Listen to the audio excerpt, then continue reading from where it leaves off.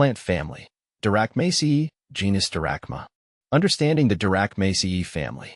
When I first came across the Dirachmaceae family, I was captivated by its unique botanical presence.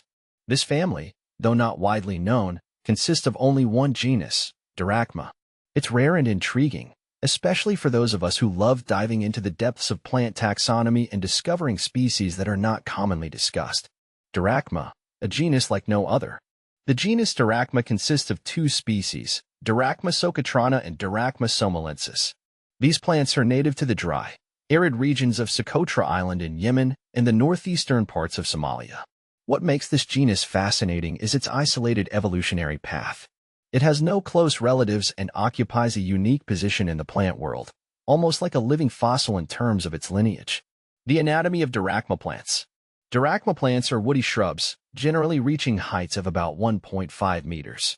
The leaves are small, roundish, and deeply lobed, creating a visually striking texture. They produce delicate white flowers with a charming papery texture, which eventually give way to capsule-like fruits. These fruits are covered in a network of veins that resemble a honeycomb pattern, adding to their ornamental appeal. Adaptations to harsh environments. One of the reasons I find the Dirachma genus so interesting is its incredible adaptation to harsh, dry environments.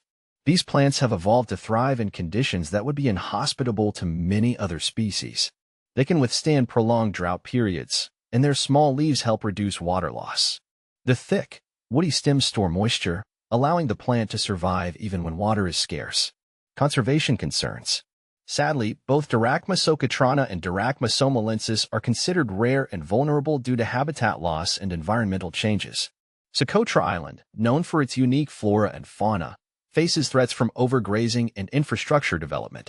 Dirachmaceae, in particular, is limited to a very small range on the island, making it susceptible to extinction. It's crucial for conservation efforts to focus on protecting these unique species and their habitats. Botanical rarity and significance. For those of us who appreciate the botanical oddities of the plant kingdom, the Dirachma genus is a gem. It's not just about the rarity but the evolutionary story it tells.